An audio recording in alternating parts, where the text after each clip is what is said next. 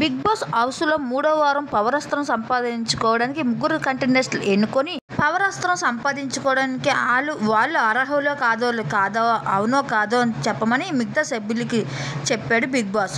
వాళ్ళు చెప్పిన మళ్ళీ రీజన్ కూడా మిగతా వాళ్ళ దగ్గర ప్లే చేసి చూపించి వాళ్ళ మధ్యన చిచ్చు పెట్టాడు బిగ్ బాస్.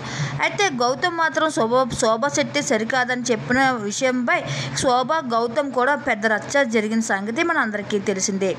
అయితే ఈ టాస్క్లో శోభా శెట్టి అర్హతలు కాదో అవునో తెలుసుకోవడానికి చిన్న టాస్క్ అయితే ఇచ్చాడు బిగ్ బాస్. ఓ బౌల్ నిండా కారం ఎక్కువగా ఉన్న చికెన్ ఇచ్చి చికెన్ అంతా తినమని చెప్పాడు బిగ్ బాస్.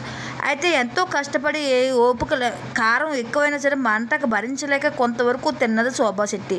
అయితే మిగతా తినలేకపోవడంతో తను ఈ గేమ్ సరికాదని చెప్పారు. అయితే తనకు చెప్పిన శోభా శెట్టికి కారణం చెప్పిన గౌతమ్ అలాగే శోభా శెట్టిని కూడా మిగతా బౌల్లో ఉన్న చికెన్ని తినమని చెప్పారు. ఆ గేమ్లో గౌతమ్ ఎక్కువ తింటాడు. అయితే చంచలంగా ఉన్న సందీప్ మాత్రం శుభశ్రీ విన్నాను చెప్పగానే గౌతమ్ రగిలిపోతూ ఉంటాడు. నేను ఎక్కువ తింటే శుభశ్రీ పేరు చెప్తావు, ముందు ఎవరు తిన్నారని కదా ఎక్కువ ఎవరు తిన్నారు కావాలంటూ గౌతమ్ కోపంతో